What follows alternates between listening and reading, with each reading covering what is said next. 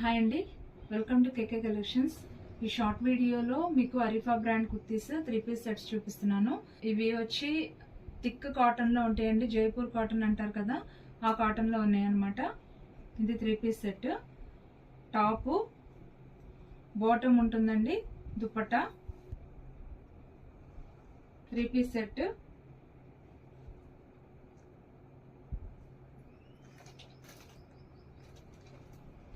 ఇది కూడా 3 piece set అండి.